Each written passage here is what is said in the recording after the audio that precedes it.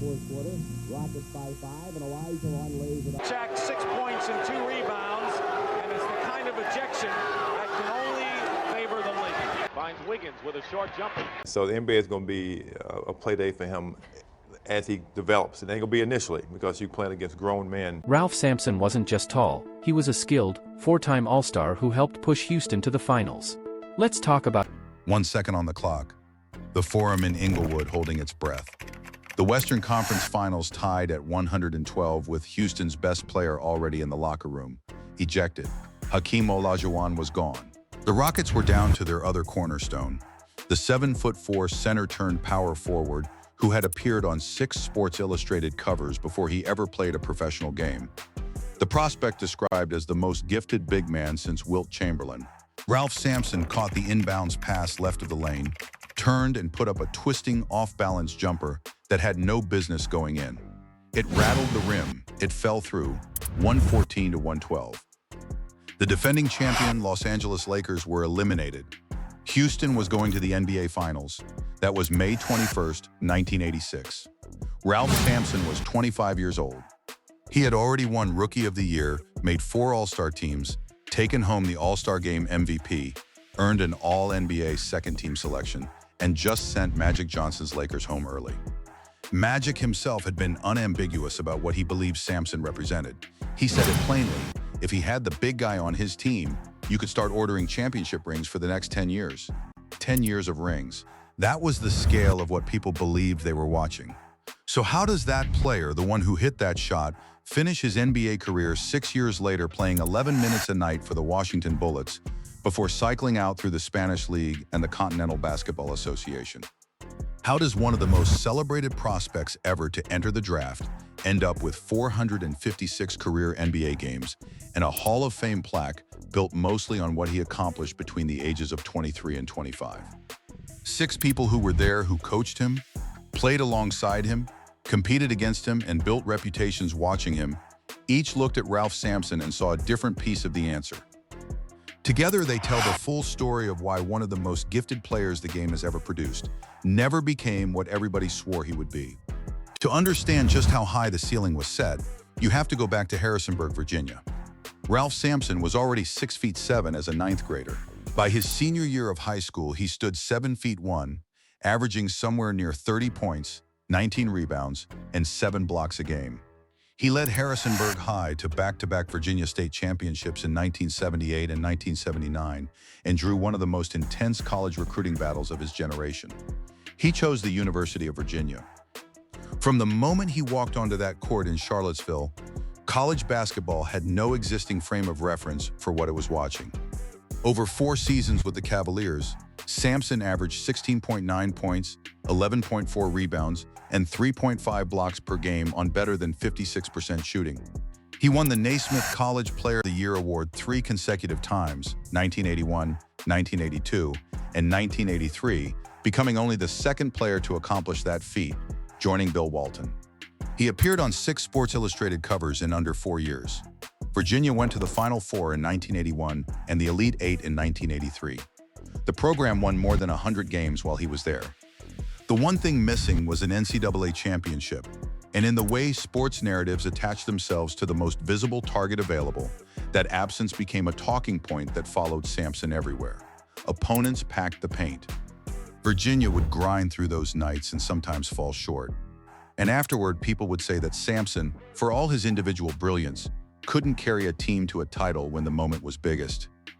It was a reductive reading of a complicated supporting cast problem. But once a narrative of that kind attaches to a player of that size, it is nearly impossible to shake. Dallas Mavericks coach Dick Motta watched Sampson from across the court and wasn't interested in the doubts. He looked at what Houston was building around Sampson's abilities and said flatly, "That front line, when history is written, when they've grown up, might be the best assembled on one team, ever." In 1983, with the first overall pick of the NBA draft, the Houston Rockets made Ralph Sampson their answer to every question the next decade might raise. The answer looked convincing immediately. As a rookie, Sampson played all 82 games, averaged 21 points and 11.1 rebounds per game, and won Rookie of the Year in a result that left little room for argument. He was 23 years old, 7'4", and moving the ball in transition with footwork that centers of that height simply were not supposed to possess. But the Rockets finished 29-53, bad enough to hold the top pick in the 1984 draft. And with that pick, they selected Hakeem Olajuwon, Twin Towers. That was the name the basketball world invented almost immediately for the two-man front line Houston now assembled.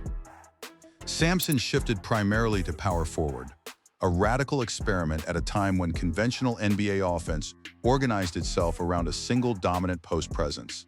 Every traditional coaching voice said two 7-footers couldn't share a floor productively. The spacing would collapse. One would have to sacrifice for the other. The efficiency would die. Rockets guard John Lucas, running the point behind this experiment every night, was not persuaded by the skeptics. He said Ralph Sampson would revolutionize the game. And for 2.5 seasons, Lucas looked exactly right. In 1984-85, his second year and the first full season alongside Olajuwon, Sampson averaged 22.1 points and 10.4 rebounds. He started the All-Star game and was voted its most valuable player after posting 24 points and 10 rebounds in Indianapolis. He earned All-NBA second-team honors. He was 24 years old and making a credible argument as the second-best player in the league behind the man they called the Dream. The Rockets finished 48-34. Magic Johnson walked away from that All-Star weekend with a very specific kind of conviction. Later that spring, he said what he thought plainly. If he had the big guy on his team, you could start ordering the championship rings for the next 10 years. That line became the standard, not all-star selections, not strong regular seasons, championship rings, 10 years of them. That was the prophecy, and that was the weight Ralph Sampson carried into 1985-86. The Houston Rockets won 51 games that year and captured the Midwest Division. Sampson averaged 18.9 points, 11.1 rebounds, and 3.6 assists in 79 games. That assist number was significant. It spoke to what Sampson actually was at his peak. Not a back-to-the-basket center waiting for entry passes in the paint, but a playmaker at 7'4", a threat from multiple levels of the floor. A player the game hadn't created a category for yet and wouldn't revisit for decades. The Western Conference Finals against the Lakers felt like the moment everything would crystallize. Los Angeles was the defending champion. The Rockets won in 5 games. The series ending on Sampson's twisting turnaround jumper with 1 second left and the score tied, sending Houston to the championship round. Celtics coach KC Jones, preparing to face those Rockets in the finals, looked at the Twin Towers lineup and chose his words carefully. The new monsters on the block. The 1986 NBA Finals went 6 games, and Boston won 4-2. Sampson averaged 14.8 points, 9.5 rebounds, and 3.3 assists across those games on 43.8% shooting. A decent showing on the largest stage of his life, though not the transcendent performance that Magic's prophecy seemed to demand. But it wasn't Sampson's numbers that anyone remembered from that series. In Game 5, with Houston still fighting to survive, Sampson got into a physical altercation with Boston guard Jerry Sichting, a 6'1" backup who was one of the smallest players on the court. Sampson threw punches. He was ejected early in the second quarter, removed from a playoff game. His team desperately needed him to play. The Rockets won that night without him. But the image was already set. The 7'4" giant swinging at one of the littlest men in the building. Larry Bird, observing what had just happened to his own teammate, offered his assessment. He said, heck, his girlfriend could beat Sichting up. It was the kind of joke that lands differently depending on who says it. Coming from an opponent, it didn't elevate Sampson's toughness. It mocked his choice of target. Celtics radio announcer Johnny Most was considerably less subtle. He called Sampson a gutless big guy who picks on little people. Boston took the championship in Game 6. The narrative wrote itself afterward. The man with 6 magazine covers and Magic's 10-year prophecy couldn't win the biggest series of his career. The same player who had carried Virginia to the Final Four without a title was now carrying Houston to the finals without a title. And the image people retained wasn't the buzzer beater against the Lakers, it was the ejection. This was not a fair accounting of what Sampson had actually done across those finals. But Ralph Sampson stood 7'4" in a league where the largest player carries the heaviest judgment. And the judgment now had a very specific shape. What came next, however, had nothing to do with perception. It had everything to do with what happens to a 228-pound body at 7 feet 4 when it begins taking serious structural damage.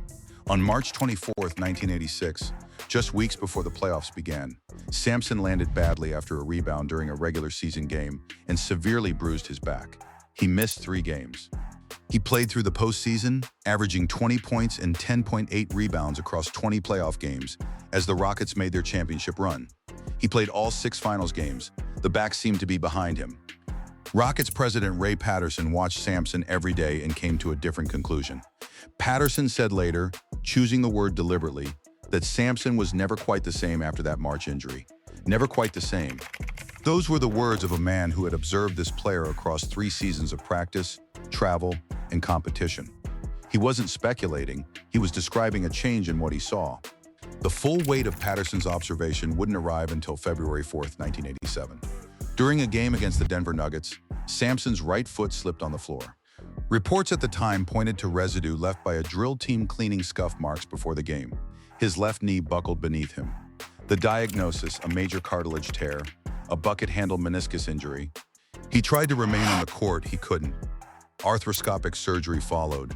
The expected recovery was 6 weeks. The Rockets were positioned for another deep playoff run, and Sampson rushed back rather than lose the season. Years later, on All the Smoke, he talked about that decision with complete clarity. Back then, he said, they just cut it out. He said he should have stayed out for the year. Better heal, he said. He rushed back because, and these were his exact words, we were just going to the finals. He played 43 games that regular season and was somehow still named to his 4th straight All-Star game, averaging 15.6 points and 8.7 rebounds. But the knee was compromised in ways that statistics don't capture. The Rockets fell in the 2nd round. Multiple surgeries would follow. 3 knee operations total. Fluid accumulation, reduced strength in the surgically altered left leg. And the erosion of the first-step explosiveness that had made Sampson an All-Star MVP and a buzzer-beater hero. Ray Patterson's phrase sits at the center of everything that collapsed afterward, never quite the same. The back in March 1986 began something. The knee in February 1987 completed it. And beneath both of those injuries was a physical reality that had always existed but only became fully legible in retrospect. At 228 pounds, Ralph Sampson was carrying the structural demands of a 7'4" body on a frame that had almost no margin for surgical damage. The nickname Stick wasn't just colorful. It was a description of a physical profile that made everything Sampson accomplished more impressive and everything that followed more fragile. Every center who had sustained dominance deep into his 30s in the NBA had significantly more mass behind his frame. The physical accumulation of nightly contact, the rebounding battles, the post defense, the late-game collisions, wore differently on a slender skeleton than it did on a player built 50 pounds heavier. When the cartilage went, there wasn't the surrounding muscular strength to compensate. The recovery took longer than it should have. The explosiveness that had carried him to that forum buzzer beater was not coming back. Dick Vitale had watched Sampson since his Virginia days and reached his own conclusions about what had gone wrong in Houston. In 1988, Vitale said plainly that Sampson had not played up to his potential, and he pointed directly at the Twin Towers arrangement as part of the reason. He played out a position at forward in Houston, Vitale said. He just can't be a forward. He's a center. This was always the counterweight to John Lucas's revolution. What Lucas saw as a bold reimagining of what a 7-footer could do on a basketball court, Vitale saw as a category error that cost one great player a significant portion of his effectiveness. Move Sampson to power forward next to Olajuwon, and you're asking him to operate further from the basket than his size warrants. You reduce his post territory because the other 7-footer has first claim on the block. You extend his defensive responsibilities to the perimeter. You dilute the one thing that made Sampson nearly unguardable: the physical mismatch of his size and skill operating precisely where size advantages are most extreme. The counter-argument was that moving to forward freed Sampson to use everything he had: the face-up game, the handle, the perimeter shooting, the vision. And this is where Sampson himself, in a 1986 profile, said something that explains more about who he was than any statistical line ever could. When the subject of coaching pressure came up, he was direct. They all hollered at me in college, he said, and Fitch hollers at me about getting a basic shot. But he wasn't interested in a basic shot. He said he didn't ever want to get a basic shot. He said he wanted to be the best player in the league at everything. That statement is the clearest window into Ralph Sampson's basketball identity. He wasn't building toward the conventional dominance of a reliable post move or a single unstoppable weapon.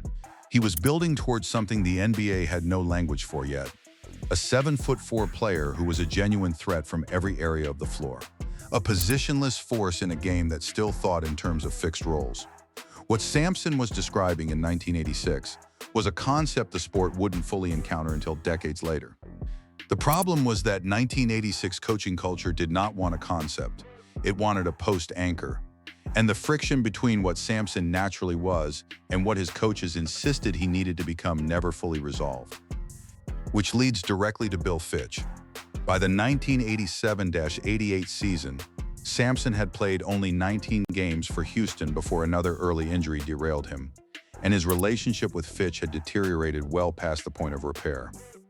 Reports began circulating that Fitch had presented the front office with an ultimatum: Sampson or him. Fitch denied every word of it. He said he would walk out of the building stripped naked if there was any truth to that story. Sampson's account was different. He said later that the only problem he ever had in Houston was Bill Fitch, that Fitch manufactured pretexts, overlooked real problems inside the locker room, and buckled under the pressure that came with a franchise built to win championships. Vitale, weighing in on the broader question of Sampson's competitiveness, didn't take Sampson's side. He called Sampson's allegations absurd. But then Vitale added something that extended beyond the specific Fitch dispute. Ralph Sampson, Vitale said, just needed to get some mental toughness and tenacity. Mental toughness. That phrase had followed Sampson since Charlottesville. The quiet demeanor. The composed expression during games. The absence of the visible fire that coaches and broadcasters had learned to associate with genuine hunger. Critics read the stillness as indifference, and indifference in their telling became the character flaw that explained everything. Why the championships hadn't come. Why the knees seemed to break at the wrong moments. Why the career was not what Magic Johnson had promised it would be. Terry Holland, who had coached Sampson at Virginia and watched him work through the summers before NBA seasons began, saw something entirely different. Holland took his Virginia teams to observe Sampson in the weight room as an example of off-season dedication. He pushed back directly on the idea that a composed exterior meant a player who didn't care. Stoicism, Holland understood, is not the same thing as absence. Sampson himself had said it in that same 1986 profile. I've got plenty of emotion, I just don't show it. But Holland was defending a former player against a current reputation. And reputations of that kind, once they take hold around a player of Sampson's profile, resist revision. On December 12, 1987, the Houston Rockets traded Ralph Sampson and Steve Harris to the Golden State Warriors for Joe Barry Carroll and Sleepy Floyd. Sampson was 27 years old, still under the $14.4 million contract he had signed earlier that year. The transaction was the organization's answer to every question Fitch and Sampson had been unable to resolve between themselves. He would never play meaningful basketball again. At Golden State, the statistical evidence told a clear story. In the season split between Houston and the Warriors, Sampson played 48 games and averaged 15.6 points and 9.6 rebounds. There were flickers of the previous player in those numbers. Then came 1988-89 at Golden State. 61 games, 6.4 points per game, 5 rebounds per game, 17 minutes a night. The knee was not giving back what the surgeries had taken. The explosiveness was gone. He was 28 years old. Sacramento acquired him in September 1989. 26 games that season, averaging 4.2 points. 25 games the following year, averaging 3. Then 10 games with the Washington Bullets in 1991-92, 2.2 points and 11 minutes a night. Done at 31. A brief stint in Spain, a season with the Rockford Lightning in the Continental Basketball Association, and then nothing. 456 total NBA games. 15.4 points and 8.8 rebounds per game, across a career that has produced one of the most persistent what-if questions the sport has ever generated. The Naismith Memorial Basketball Hall of Fame inducted Ralph Sampson in 2012, and the plaque went up alongside all the others. But the terms of his enshrinement told their own story. A career honored largely for 3 years of peak excellence and 4 seasons of college dominance rather than for the decade-long franchise-anchoring legacy that Magic Johnson had ordered the championship rings to celebrate. The final piece of the answer is the hardest to quantify because it lives inside the mathematics of prophecy. Magic's 10-year rings comment was not casual hyperbole. It was the distillation of everything the basketball world believed about Ralph Sampson at 25. The 3 National Player of the Year awards, the Rookie of the Year, the All-Star MVP, the buzzer beater, the Twin Towers. Dick Motta had called the Houston front line potentially the greatest ever assembled. John Lucas had called Sampson the man who would revolutionize the game. 6 Sports Illustrated covers, the most complete big man since Wilt. When a player is promised to the world at that scale, his actual career does not get evaluated on its own terms. It gets measured against the prophecy. And measured against Magic's prophecy, 15 points per game over 456 games without a championship is not a productive career. It is a catastrophic shortfall. It is nearly a complete failure to deliver on the largest advance of credit any player had run up before touching an NBA floor. Sampson understood the weight of that expectation better than anyone around him. He said it himself, in a moment of rare public vulnerability. The big guy is always supposed to win, isn't he? He was right. That was the trap. From the moment he arrived at Virginia as a 7'1" high school sophomore, he was carrying the expectations that come exclusively with being the biggest person in the building.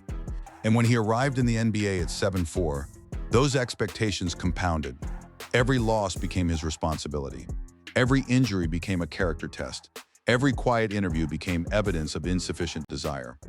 The same stillness that Terry Holland recognized as professionalism, the public read as disengagement, and once that reading took hold, nothing short of a championship was going to dislodge it. The full accounting? Sampson made the NBA Finals in his 3rd season. He hit the shot that eliminated the defending champions from that run.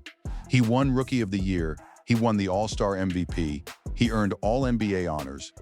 He was enshrined in the Hall of Fame. These are not the accomplishments of a player who failed to care, or failed to work, or failed to have the ability. They are the accomplishments of a player whose peak window was 3 seasons wide, whose frame at 228 pounds could not absorb multiple knee surgeries and continue producing at the level that frame required of it, whose skill set was 2 decades ahead of the system designed to use it, whose coaching relationships collapsed at precisely the moment when cohesion mattered most, and whose reputation was scorched by 1 ejection and 1 lost finals, rather than defined by the buzzer beater that should have been the beginning of everything. Magic Johnson saw a dynasty. Dick Motta saw the greatest front line in the history of the game. John Lucas saw a revolution. Dick Vitale saw a misfit in the wrong position who lacked the psychological armor to close the gap. Ray Patterson saw a player who absorbed a blow in March of 1986 and was never quite the same afterward. Terry Holland saw a worker who received none of the credit for what he put in when nobody was watching. All 6 of them were right. That is exactly the problem.